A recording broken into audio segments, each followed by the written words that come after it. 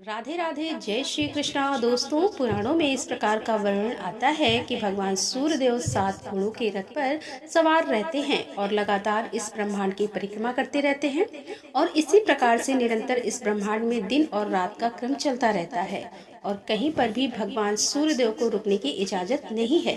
लेकिन रथ में जो घोड़े के जूते होते हैं वह थक जाते हैं, तो ऐसा कहा जाता है कि भगवान सूर्यदेव उन्हें जल पिलाने के लिए एक तालाब पर लेकर जाते हैं। इसके बाद अपने घोड़ों की हालत देखकर उनका मन द्रवित हो जाता है, लेकिन रुक तो वह फिर भी नहीं सकते, क्योंकि इस धरती का जो ब्रह्मांड का क्रम है वह सूर्यदेव के रुकते ही रुक जाएगा। ऐसे में तालाब के किनारे 2 खर होते हैं, मतलब गधे, और उन्हें ही भगवान सूर्यदेव अपने रथ में जोत लेते हैं और अपने 7 घोड़ों तालाब के किनारे आराम करने के लिए और पानी पीने के लिए छोड़ देते हैं। अब क्योंकि गधों की गति धीमी होती है, घोड़ों की तरह वो चल नहीं सकते, इसीलिए सूर्यदेव की रफ्तार भी धीमी हो जाती है। अब जैसे तैसे सूर्यदेव इस 1 मास का क्रम पूरा करते हैं और वापस से घोड़े जब भगवान सूर्यदेव के रथ में आते हैं तो फिर से रफ्तार भगवान सूर्यदेव की तेज हो जाती है और ब्रह्मांड का क्रम फिर से उसी प्रकार से चलता रहता है। और खर के साथ जो भगवान सूर्यदेव की 1 मास की यात्रा होती है, परिक्रमा होती है, इस 1 मास के समय को खरमास कहा जाता है। तो खरमास में किसी भी प्रकार का शुभ और मांगलिक कार्य नहीं करना चाहिए। तो आज की वीडियो में आप जानेंगे कि खरमास 2024 में कब से प्रारंभ होगा और कब समाप्त होगा। इस समय में आपको कौन से कार्य करने चाहिए, कौन से कार्य नहीं करने चाहिए, कौन से कार्य करने से आपको लाभ होगा और कौन से कार्य करने से आपको नुकसान हो सकता है। सारी जानकारी आपको आज की वीडियो में शेयर करने वाली हूँ, तो बहुत महत्वपूर्ण है। आज की वीडियो पूरा जरूर देख लीजिए। वीडियो अच्छी लगे तो इसे लाइक भी जरूर कीजिए, क्योंकि आपके लाइक्स, आपके कमेंट्स मेरे लिए बहुत महत्वपूर्ण होते हैं। यह एकमात्र जरिया है कि जिनमें मुझे पता चलता है कि आपको यह वीडियो अच्छी लगती है और आपके लिए यह वीडियो उपयोगी है। तो अगर वीडियो अच्छी लगे तो लाइक तो जरूर किया कीजिए। दोस्तों, गुरुदेव बृहस्पति की राशि में जब भगवान सूर्यदेव प्रवेश करते हैं तो ऐसे समय में कई कार्य हैं जो वर्जित हो जाते हैं।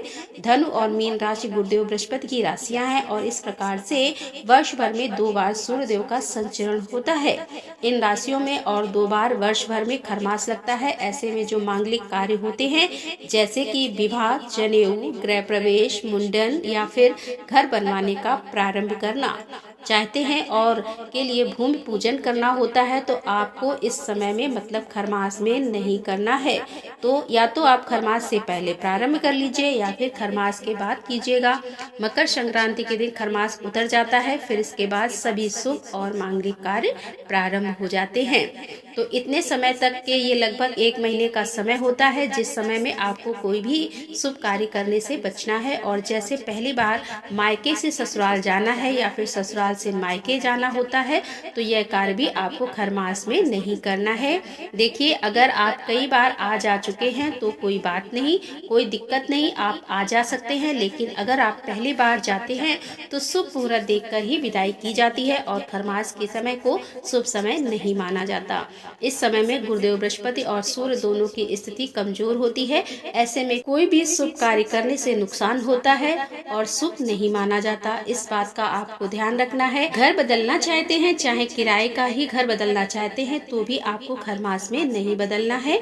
खरमास से पहले बदल लीजिए या फिर 1 महीने और रुक जाइए, मकर संक्रांति के बाद बदल लीजिए।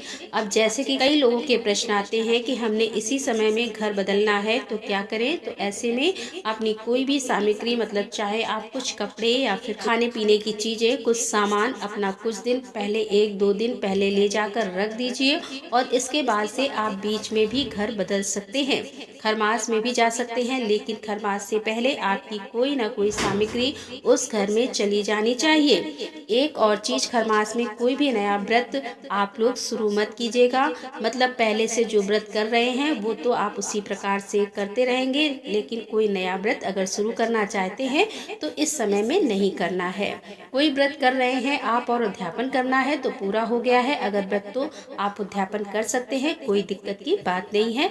जैसे अगहन मास का जो गुरुवार का व्रत कर रहे हैं, उनके व्रत का उद्यापन तो इसी समय में आएगा, तो आप बिल्कुल कर सकते हैं। और अगर कोई नॉर्मली व्रत कर रहे हैं सोमवार का या फिर गुरुवार का, जो कि आप पहले से करते हुए आ रहे हैं, अगहन मास का नहीं है यह व्रत, तो आप चाहे तो खरमास बीत जाए तब भी आप उद्यापन कर सकते हैं। 2-4 व्रत अगर ज़्यादा हो भी जाएंगे तो इससे आपको फ़ायदा ही होगा, कोई नुकसान नहीं होगा। अब आपका अगला प्रश्न आता है कि क्या इस समय में हम नया वस्त्र खरीद सकते हैं? तो देखिए, अभी सर्दियों का समय है तो इस समय में नए वस्त्र खरीदे ही जाते हैं। स्वेटर खरीदने हो आपको या फिर जैकेट खरीदनी हो तो बिल्कुल आप खरीद सकते हैं। मतलब ऐसा नहीं है कि आप नए वस्त्र खरीद नहीं सकते। लेकिन अगर आपके यहाँ कोई मांगलिक कार्य है, जैसे कि शादी विवाह इत्यादि है, और आप विवाह की खरीदारी करना चाहते हैं दूल्हे और दुल्हन के लिए, तो कोई चीज खरीद रहे हैं, तो ऐसे में आपको खरीदारी का प्रारंभ इस समय में नहीं करना चाहिए। अगर आपने पहले से खरीदारी प्रारंभ कर दी है तो अत्यंत ही श्रेष्ठ है, फिर बीच में आप खरीदारी कर सकते हैं। बाकी नॉर्मल खरीदारी, जैसे कि किसी के लिए भी कपड़े खरीदने हो, आप बिल्कुल खरीद सकते हैं, कोई दिक्कत नहीं है। सिर्फ इतना ही ध्यान रखा जाता है कि जिस जोड़े का विवाह हो रहा है उनके लिए खरीदारी का प्रारंभ हमें इस समय में नहीं करना है। इससे पहले कर लीजिए, फिर बीच में आप कर सकते हैं, कोई दिक्कत नहीं है। अगला आपका प्रश्न आता है कि सौभाग्यवती महिलाएं क्या इस समय में सुहाग की सामग्री खरीद सकती हैं? तो जैसे कि सिंदूर खरीदना हो या बिंदी खरीदनी हो, चूड़ियां खरीदनी हो, या क्या खरीद सकते हैं? देखिए, सौभाग्यवती महिलाएं के लिए सुहाग की सामग्री सबसे ज्यादा शुभ होती है और सबसे ज्यादा जरूरी होती है।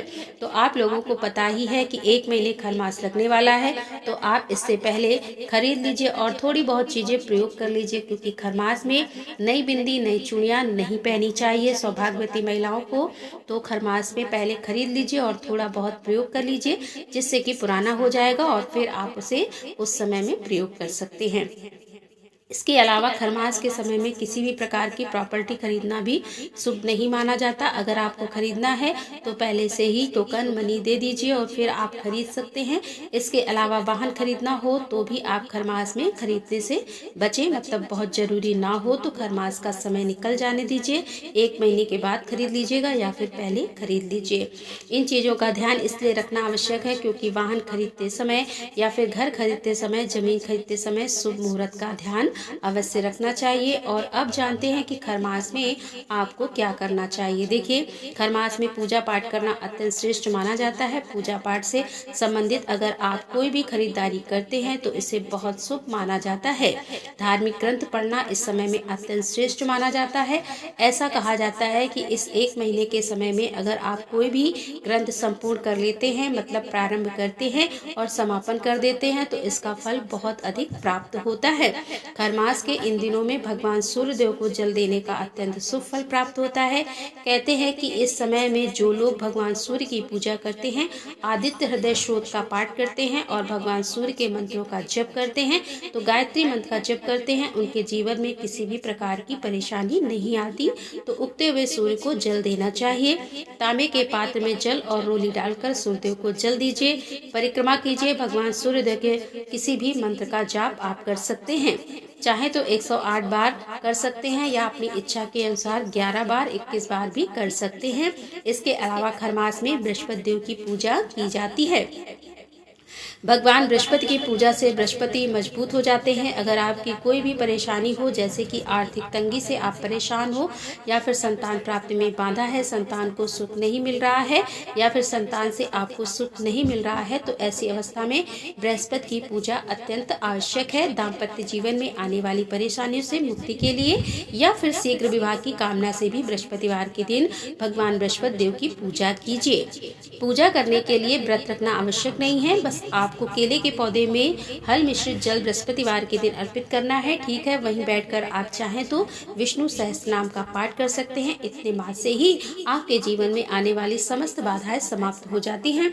और आप जानते हैं कि खरमास का प्रारंभ कब हो रहा है और समाप्त कब हो रहा है। तो देखिए, खरमास प्रारंभ होगा 15 दिसंबर को और समापन हो रहा है खरमास का 14 जनवरी 2025 को। तो 15 दिसंबर से 14 जनवरी तक किसी भी प्रकार का शुभ और मांगलिक कार्य आपको नहीं करना है।